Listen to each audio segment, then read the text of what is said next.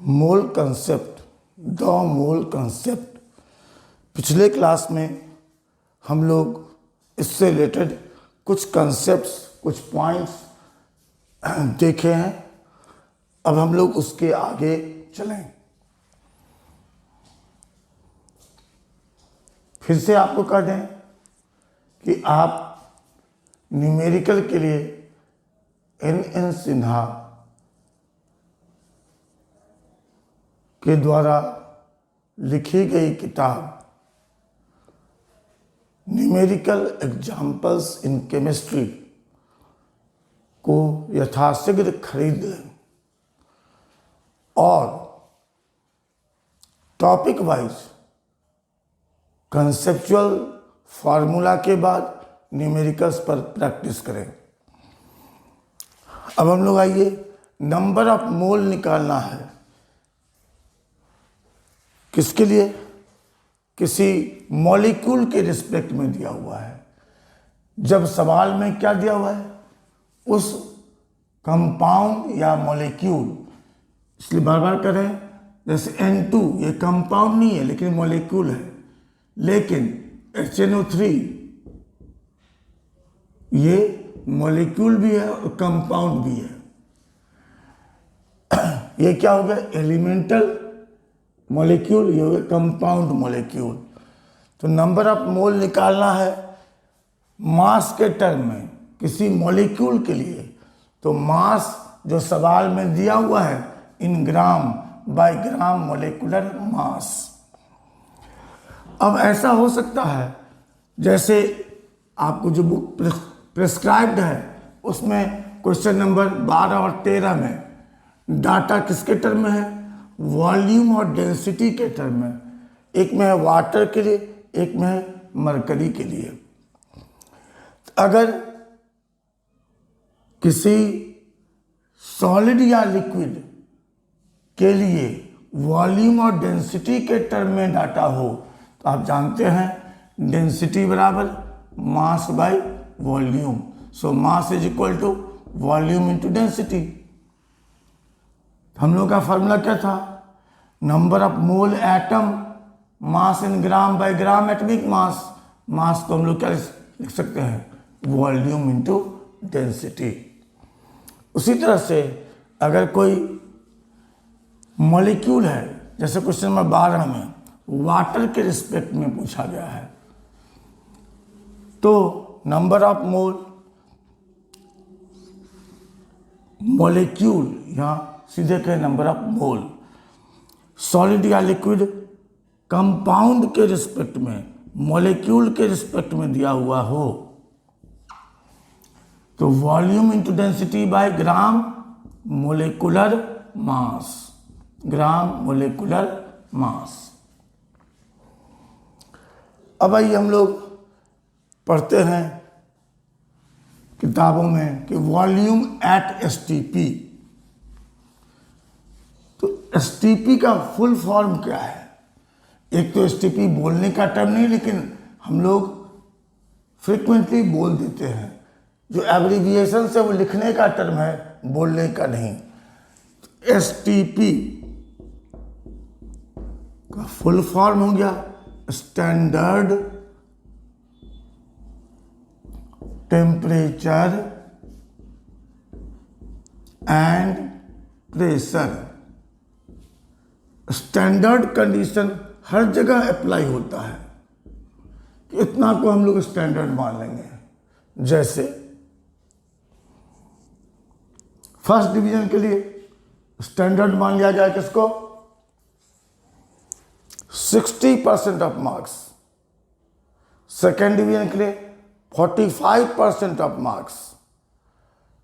जैसे मास को निकालने के लिए प्लैटिनम और इरिडियम से बना हुआ एक बॉब, प्लैटिनम और इरिडियम का एलॉय का Bob,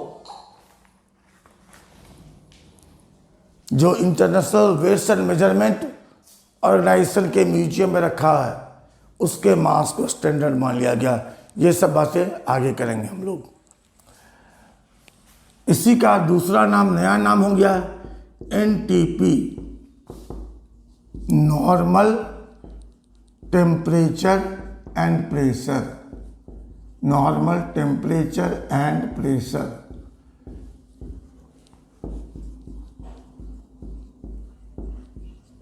normal temperature and pressure, दोनों का मीनिंग एक ही हुआ।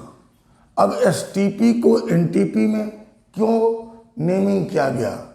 क्योंकि जब आप थर्मोडायनामिक्स पढ़ेंगे, जब आप इलेक्ट्रोकेमिस्ट्री पढ़ेंगे, तो स्टैंडर्ड टेम्परेचर 298 केल्विन, लेकिन जब गैसियस स्टेट पढ़ेंगे तो स्टैंडर्ड टेम्परेचर 273 केल्विन।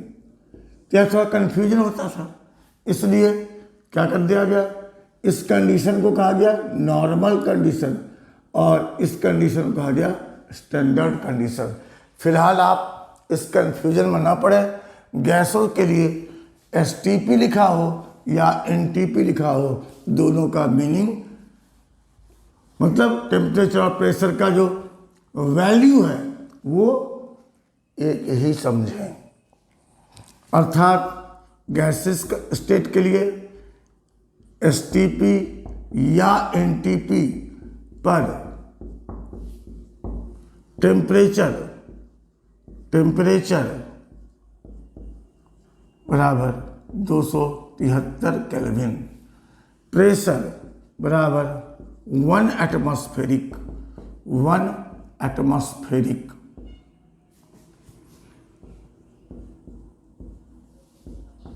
या 760 mmHg।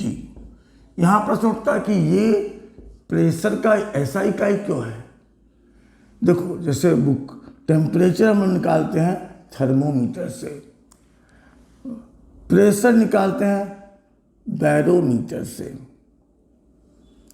सिलिंड्रिकल ग्लास ट्यूब बना हुआ है, इसको कहाँ रखा गया? एक बाउल में, कटोरा में, कांच के बने कटोरा में। अब इस पर स्केल बना हुआ है, जैसे जैसे प्रेशर बढ़ेगा, इसमें क्या है? मरकरी। जैसे जैसे प्रेशर बढ़ेगा, मरकरी लिक्विड होता है, इसका हाइट बढ़ेगा। जब ये 76 सेंटीमीटर या 760 मिलीमीटर तक होगा तो इस प्रेशर को हम लोग क्या कहेंगे? 1 एटमॉस्फेरिक। तो स्टैंडर्ड कंडीशन या नॉर्मल कंडीशन गैसियस स्टेट के लिए दोनों का मीनिंग सेम हुआ। अब हम लोग आइए कि स्टैंडर्ड कंडीशन का डिस्कशन क्यों कर रहे हैं। क्योंकि स्टैंडर्ड कंडीशन या नॉर्मल कंडीशन में किसी भी गैस के 1 मोल का वॉल्यूम कितना होता है? 22.4 लीटर या 22400 मिलीलीटर। तो क्या देखें? Volume occupied by 1 mole of any gas at standard condition या नॉर्मल कंडीशन बराबर होगा 22.4 लीटर या 22400 मिलीलीटर। तो मान लीजिए कहीं वॉल्यूम दिया हुआ है तो 22.4 लीटर में कितना हो गया? 1 मोल गैस। मान लो आपको 10 लीटर दिया हुआ है, तो अगर आप 1 लीटर में निकालेंगे तो क्या हो जाएगा? 1/22.4 मोल गैस। तो 10 लीटर में निकालेंगे तो क्या हो जाएगा? 1/22.4 इंटू 10 मोल गैस। अर्थात ये क्या हो गया? वॉल्यूम गिवन डिवाइडेड बाय 1 मोल का वॉल्यूम स्टैंडर्ड कंडीशन में। तो यहां से हम लोग नंबर ऑफ मोल किसी गैस का निकाल सकते हैं बाय वॉल्यूम। जब सवाल में वॉल्यूम दिया हुआ है किस कंडीशन में? स्टैंडर्ड कंडीशन में। क्या कह रहे हैं कि अगर volume of gas standard condition में दिया हुआ हो तो number of mole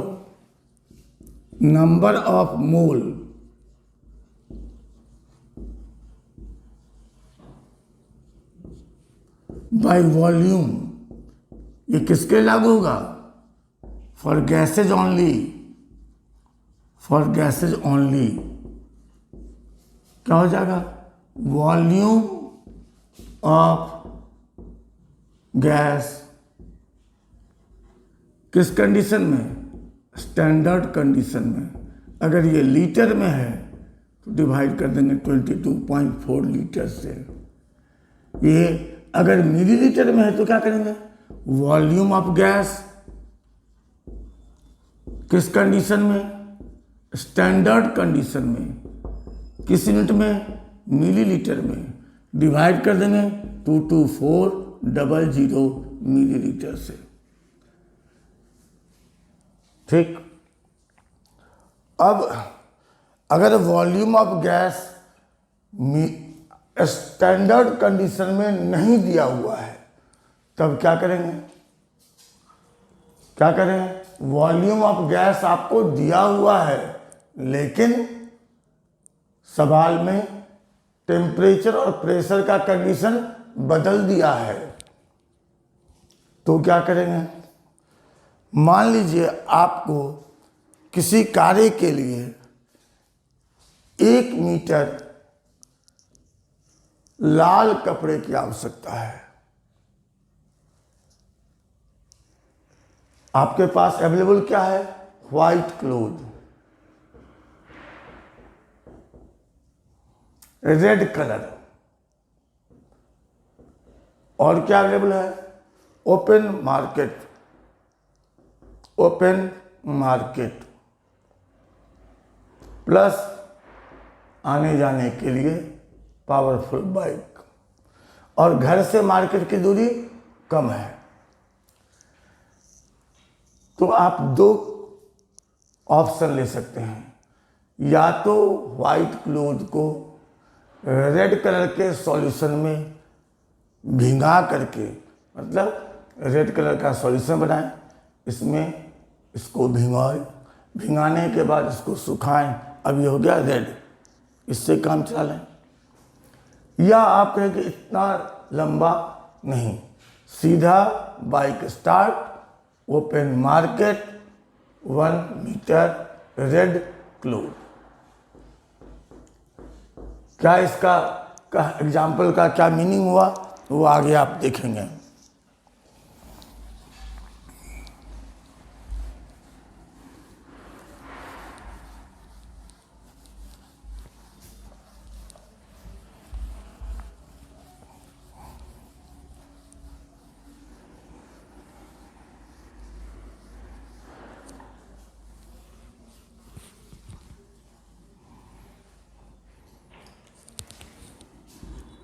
If volume of gas is given, अगर वॉल्यूम दिया हुआ है but not at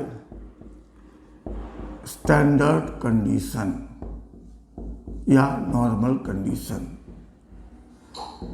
we calculate, हम लोग क्या करेंगे? वॉल्यूम ऑफ गैस, हम लोग क्या करेंगे? वॉल्यूम ऑफ गैस कैलकुलेट करेंगे एट स्टैंडर्ड और normal condition from the relation. किस फॉर्मूला का इस्तेमाल करेंगे? P1 V1 by T1 is equal to P2 V2 by T2। अब यहां P1 V1 T1 क्या हो गया और P2 V2 T2 क्या हुआ, इसको हम लोग एक्सप्लेन कर लें। P1 क्या है? सवाल में दिया गया प्रेशर, सवाल में दिया गया प्रेशर, where P1 सवाल में दिया गया प्रेशर, V1 सवाल में दिया गया वॉल्यूम, T1 सवाल में दिया गया टेम्परेचर। लेकिन इसको हम लोग किस यूनिट में लेंगे? केल्विन में, केल्विन। अब आगे बता रहे हैं कि केल्विन में कैसे कन्वर्ट करेंगे। P2 pressure at standard condition, और इसका मान एटमॉस्फेरिक में 1 या 760 mm। वॉल्यूम का मान निकालना है, ये क्या हो गया? Volume of gas at STP, standard या नॉर्मल कंडीशन में। T2 क्या हो गया? Temperature, temperature at standard condition, और इसका मान 273 केल्विन। अब हम लोग यहाँ एक बात सीखें कि टेम्परेचर को डिग्री सेल्सियस से केल्विन में कैसे बदलेंगे। केल्विन में टेम्परेचर को हम लोग कहेंगे एब्सोल्यूट टेम्परेचर, और डिग्री सेल्सियस में क्या कहेंगे? Thermodynamic temperature. तो थर्मोडायनामिक टेम्परेचर को एब्सोल्यूट टेम्परेचर में कैसे बदलना है, इसको हम लोग पहले समझ लें। उसके बाद हम लोग देखेंगे डायरेक्ट मेथड की बाइक स्टार्ट। पावर बाइक है, मार्केट नज़दीक है, चलो कौन रंग घोलता है, कौन सुखाता है, कौन भिंगुता है, फिर कौन सुखाता है। चलो मार्केट और ले आते हैं लाल कपड़ा। तो पहले हम लोग क्या देखें कि टेम्परेचर का डिग्री सेल्सियस से केल्विन में कन्वर्सन कैसे करेंगे। डिग्री सेल्सियस से केल्विन में कन्वर्सन कैसे करेंगे। तो एब्सोल्यूट टेम्परेचर, एब्सोल्यूट टेम्परेचर का मात्रक क्या होता है? समझिए, एब्सोल्यूट टेम्परेचर का मात्रक केल्विन, केल्विन ये बराबर होता है डिग्री सेल्सियस में टेम्परेचर प्लस 273। जैसे अगर टेम्परेचर का मान 25 डिग्री सेल्सियस है तो टेम्परेचर केल्विन में बराबर हो जाएगा 25 प्लस 273 बराबर 298 केल्विन। अगर टेम्परेचर का मान 27 डिग्री सेल्सियस है तो केल्विन में हो जाएगा 27 प्लस 273 300 केल्विन। अगर किसी सवाल में टेम्परेचर 29 डिग्री सेल्सियस है तो टेम्परेचर हो जाएगा 29 प्लस 273 302 केल्विन। अगर टेम्परेचर -273 डिग्री सेल्सियस है तो एब्सोल्यूट टेम्परेचर हो जाएगा -273 प्लस 273 बराबर 0 केल्विन। इसको कहते हैं एब्सोल्यूट जीरो। अगर टेम्परेचर का मान प्लस 273 डिग्री सेल्सियस है तो टेम्परेचर का मान हो जाएगा 273 प्लस 273 बराबर 546 केल्विन। समझ गए? टेम्परेचर को डिग्री सेल्सियस से केल्विन में कैसे बदलेंगे। अब उसके बाद आइए जो हम कहे कि डायरेक्ट कैसे इस्तेमाल कर सकते हैं कि हम लोग कन्वर्सन नहीं करें, V2 का मान नहीं निकालें बल्कि डायरेक्ट नंबर ऑफ मोल्स निकाल सकें। तो आइडियल गैस किसको कहते हैं? वैसे गैस जो PV बराबर nRT के इक्वेशन को फॉलो करता है। आइडियल गैस किसको कहते हैं? जो PV बराबर nRT के इक्वेशन को फॉलो करता है। तो ideal gases obey ideal gas equation मतलब हम लोग मान लेंगे अभी कि सभी गैसेज। तो क्या कहेंगे, गैसेज ओबे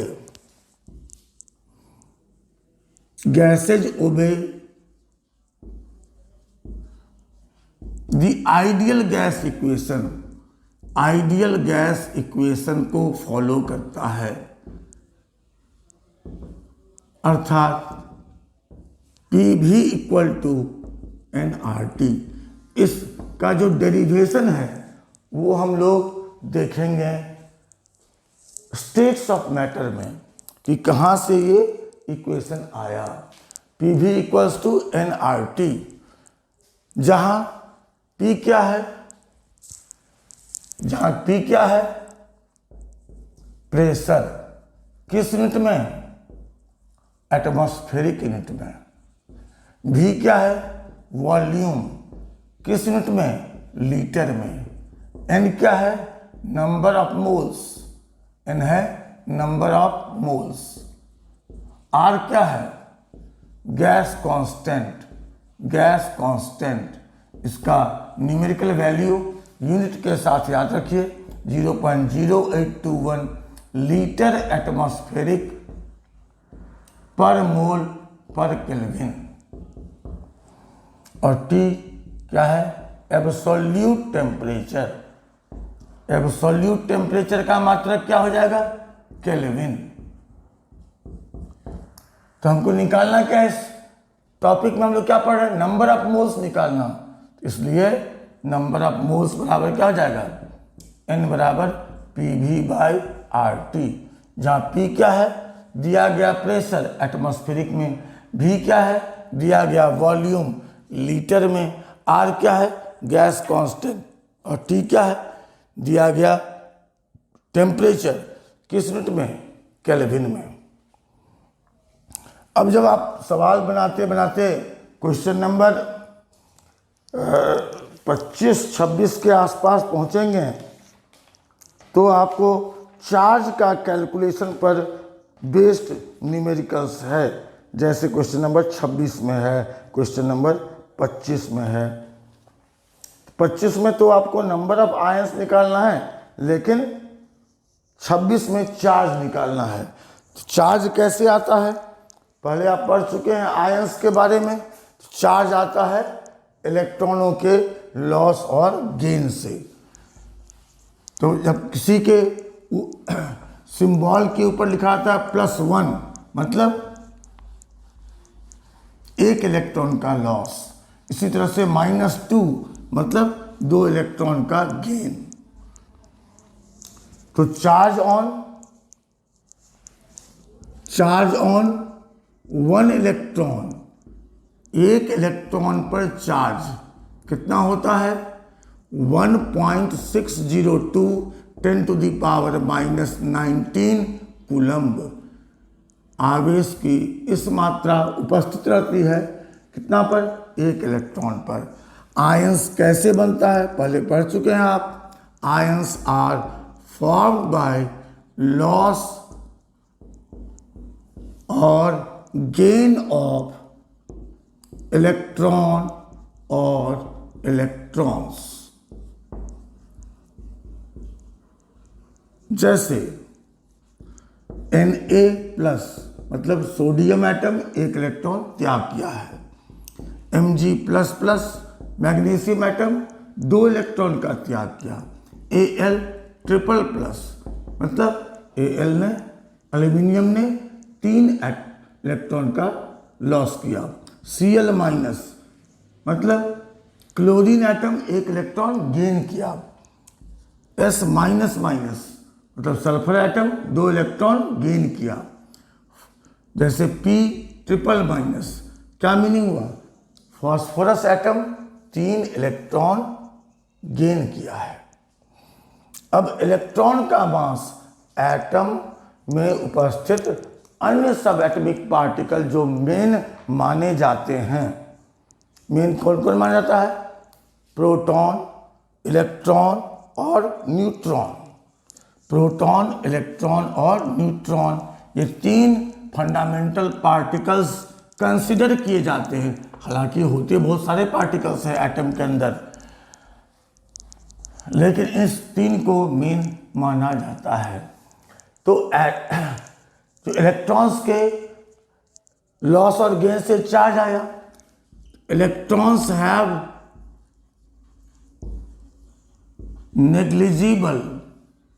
नेग्लिजिबल मास, किसके रिस्पेक्ट में?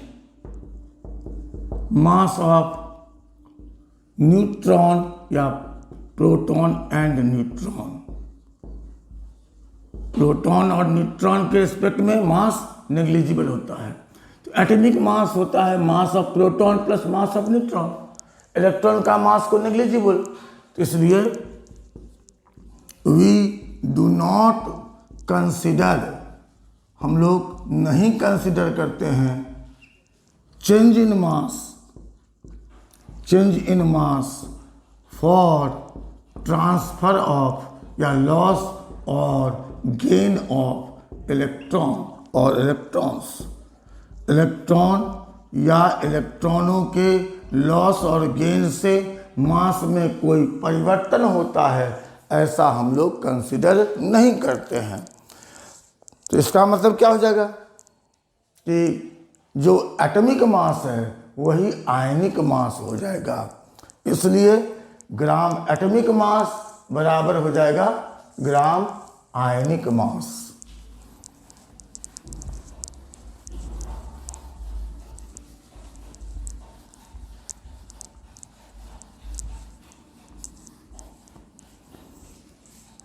इसका मतलब हम लोग कह सकते हैं कि ग्राम आयनिक मास किसके बराबर होगा?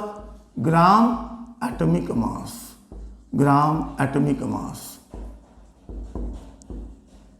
अब जैसे gram atomic mass of magnesium, magnesium का ग्राम एटॉमिक मास कितना कहते हैं? 24 ग्राम।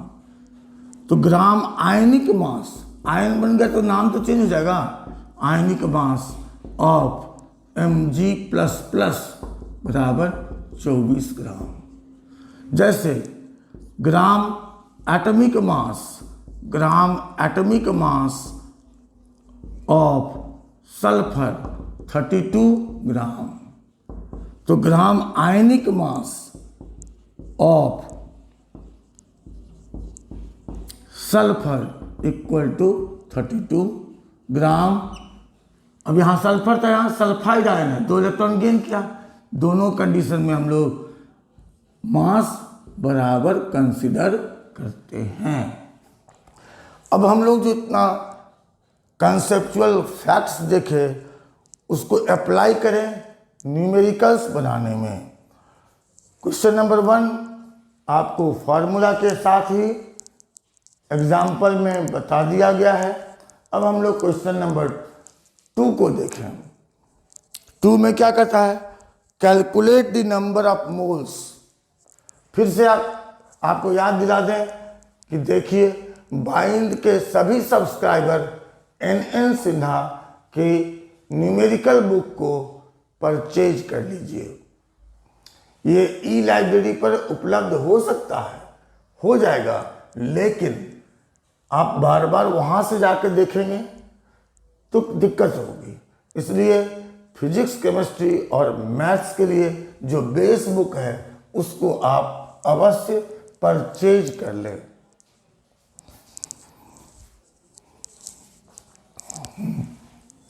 अब न्यूमेरिकल्स का प्रैक्टिस, न्यूमेरिकल क्वेश्चंस को सॉल्व करें।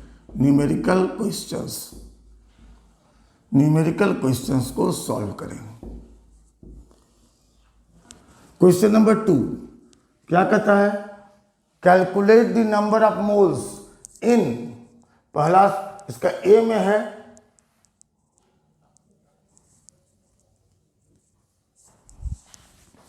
ए में है 315 ग्राम ऑफ MgHCO3। यहां क्या दिया हुआ है? MgHCO3 होल 2 मैग्नीशियम बाइकार्बोनेट या मैग्नीशियम हाइड्रोजन कार्बोनेट। मास दिया हुआ है किस यूनिट में? ग्राम में। तो नंबर ऑफ मोल निकालने के लिए क्या फॉर्मूला होता है? Mass in gram divided by gram molecular mass. अब इस कंसेप्ट को अप्लाई करें तो मास तो दिया हुआ है ग्राम में, अब इसका ग्राम मोलेकुलर मास निकालें तो gram molecular mass of MgHCO3 whole 2, magnesium 24, hydrogen का 1, कार्बन 12, ऑक्सीजन 16 गुना 3 होल 2, तो ये हो गया 146। यहाँ लगा हुआ क्या ग्राम, तो यहाँ भी क्या हो जाएगा ग्राम, तो यहाँ भी हो जाएगा ग्राम। तो नंबर ऑफ मोल बराबर मास इन ग्राम, किसका निकाल रहे हैं इस मॉलिक्यूल का, तो मास in gram 315 gram divided bye 146 ग्राम कैसे कीजिए, नंबर ऑफ मोल निकाल लीजिए। अब इसका दूसरा सवाल मतलब सेकंड का बी में क्या दिया हुआ है,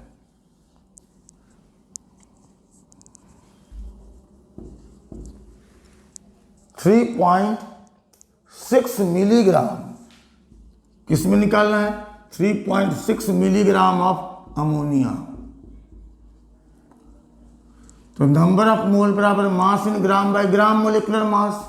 अब ग्राम मोलिकुलर मास किसका निकालेंगे अमोनिया का, कितना हो जाएगा 14 नाइट्रोजन का, हाइड्रोजन का 1 गुना 3 बराबर 17 ग्राम।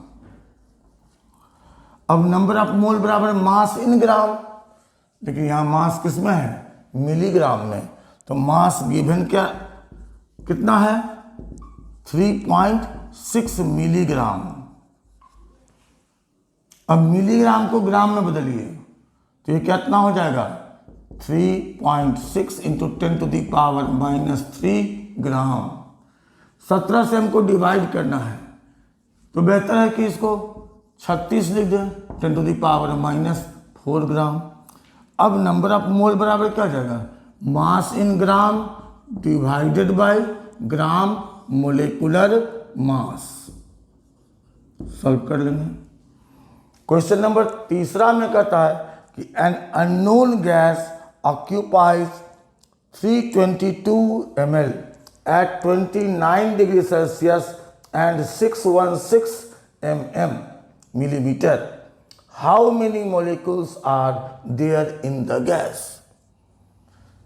क्या सा दिया हुआ है गैस के लिए प्रेशर दिया हुआ है, टेम्परेचर दिया हुआ है, वॉल्यूम दिया है, निकालना क्या है नंबर ऑफ मॉलिक्यूल्स। यहाँ मॉलिक्यूल्स क्या हो गया स्पीसीज, तो निकालना क्या है नंबर ऑफ स्पीसीज। अब नंबर ऑफ स्पीसीज बराबर क्या होता है number of mole into Avogadro number. तो सबसे पहले क्या करना होगा नंबर ऑफ मोल्स निकालना होगा। नंबर ऑफ मोल्स निकालना है, क्या दिया हुआ है गैसियस एग्जाम्पल है सवाल में, और उसका प्रेशर वॉल्यूम और टेम्परेचर दिया हुआ है, प्रेशर वॉल्यूम और टेम्परेचर दिया हुआ है। तो जो दिया हुआ कंडीशन में होगा उसको हम लोग मानेंगे फर्स्ट कंडीशन। तो गिवन P1 V1 T1, अब P1 कितना है 616 mm, V1 कितना है 322 ml, T1 कितना दिया हुआ है 29, अभी भी हम लोग सॉल्व किए थे 302, P2 760 mm, स्टैंडर्ड कंडीशन में V2 का मान निकालना है, T2 का मान 273 केल्विन। क्या फॉर्मूला होता है P1 V1 बाई T1 बराबर P2 V2 by T2।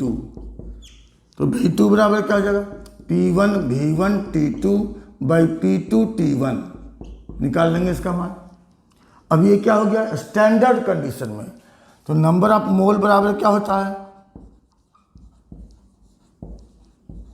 Volume of gas at STP divided by 22400,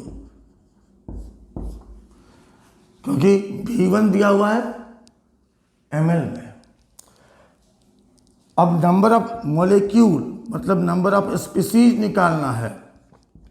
number of molecule बराबर क्या हो जाएगा, number of mole into Avogadro number. Number of मोल के लिए क्या लिखेंगे, V2 by 22400 into Avogadro number. अब यहाँ से क्या मिल गया, नंबर ऑफ स्पीसीज। इस सवाल में नंबर ऑफ स्पीसीज मतलब स्पीसीज कौन है, मॉलिक्यूल। अगर इसको हम लोग ऐसे न बनाए तो कैसे बना सकते, by using the relation PV equal to RT। वहां से हम लोग n का मान निकालेंगे। n क्या है, नंबर ऑफ मोल। उसको किससे मल्टीप्लाई करेंगे, एवोगाड्रो नंबर से। तो आइए इसी सवाल को दूसरे मेथड से, आप याद रखिएगा कि कोई भी सवाल एक ही मेथड से बनेगा ऐसा कोई ज़रूरी नहीं है। आप लोगों में से कुछ ने पूछा है कि क्या यूनिटरी मेथड का इस्तेमाल हम लोग कर सकते हैं। हम बिल्कुल कर सकते हैं, लेकिन जैसे जैसे आप बड़े हो रहे हैं आप थोड़ा सा बचपना से आगे निकलिए। अब हम लोग को क्या करना है, PV इक्वल्स टू nRT का इस्तेमाल करना है। तो इस प्रेशर को हम लोग क्या करेंगे, ये उसी का अल्टरनेट मेथड है, एटमॉस्फेरिक में बदल देंगे। 760 से डिवाइड कर देंगे, इसको लीटर में बदल देंगे, 3×10⁻³ लीटर में, और ये केल्विन में तो है ही। अब n बराबर क्या है, PV बाई RT। तो n का मान कितना हो जाएगा, प्रेशर 616/760, V 322 × 10⁻³ R का मान मालूम है, और T 302। यहाँ से क्या निकाल लेंगे, नंबर ऑफ मोल्स। अब नंबर ऑफ मोलेक्यूल्स बराबर जो n का मान आएगा उसको एवोगाड्रो संख्या से मल्टीप्लाई कर देंगे। ठीक है। अब आइए क्वेश्चन नंबर 4। अगर किसी भी यूनिट या किसी भी टर्म के पहले डेसी लगा हुआ हो, डेसी, तो क्या समझेंगे, 1/10 10⁻⁻1। सेंटी लिखा हुआ हो तो 1/100 10⁻⁻2। इसको भी लिख सकते हैं 1 × 10⁻⁻1। और मिली लिखा हुआ हो तो 1/1000 मतलब 1 × 10⁻³ डेसी मतलब 1/10, सेंटी मतलब 1/100, और मिली मतलब 1/1000। जैसे 1 मिली लीटर का 1000वां भाग हुआ। क्वेश्चन नंबर 4 में क्या कहता है, मास निकालना है। दिया हुआ है नंबर ऑफ मोल 1 मिली मोल, किसके लिए, सल्फर डाइऑक्साइड के लिए। कौन सा फॉर्मूला अप्लाई होगा, नंबर ऑफ मोल बराबर, यहां मोल किसका, SO2 का, मॉलिक्यूल है, तो मास इन ग्राम, मास ग्राम में divided by gram molecular mass. अब सवाल में दिया गया डाटा क्या सब है, नंबर ऑफ मोल 1 × 10⁻³ 1 मिली मोल, मास का मान निकालना है, ग्राम मोलेकुलर मास SO2 का, gram molecular mass of SO2, gram molecular mass of SO2 कितना हो जाएगा, 32 + 16 × 2 इतना ग्राम, 64 ग्राम। इसलिए हम लोग वैल्यू यहां रखें 64 ग्राम।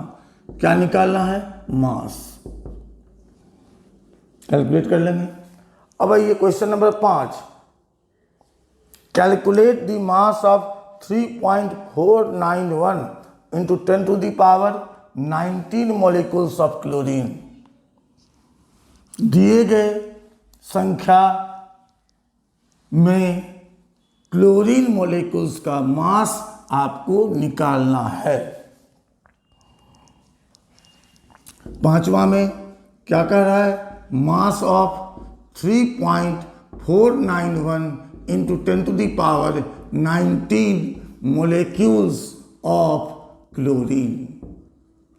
अब इतने मॉलिक्यूल्स का मास निकालना है। क्या करेंगे, क्या करेंगे, एक मॉलिक्यूल का मास निकालेंगे। जब अनेक का निकालना हो तो पहले एक का निकालेंगे। तो gram molecular mass of chlorine, gram molecular mass of chlorine कितना हो जाएगा, 71 ग्राम। तो mass of one molecule of chlorine, mass of one molecule of chlorine equals to mass in gram, किसका, gram molecular mass divided by Avogadro number.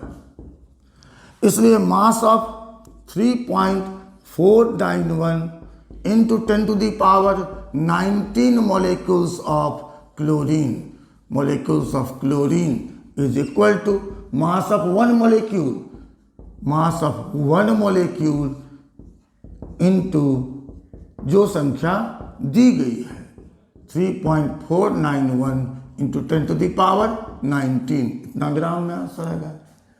जैसे एक कलम का कीमत 10 रुपया। अब कोई पूछेगा 26 कलम में कितना, 10 गुना 26। कोई कहेगा 32 का कितना, तो 10 गुना 32। तो पहले एक का मान निकालेंगे, फिर जितने का निकालना होगा उससे मल्टीप्लाई कर देंगे। अब इसी सवाल को अगर हम लोग दूसरे मेथड से बनाते हैं तो ये भी संभव है। कैसे, यहाँ क्या हुआ, नंबर ऑफ स्पीसीज दिया हुआ है। तो पहला फॉर्मूला हम लोग लिखें, नंबर ऑफ मोल बराबर number of mole equal to number given species की संख्या जो दी गई है डिवाइडेड बाय एवोगाड्रो नंबर। मान लें हम इसको इक्वेशन 1।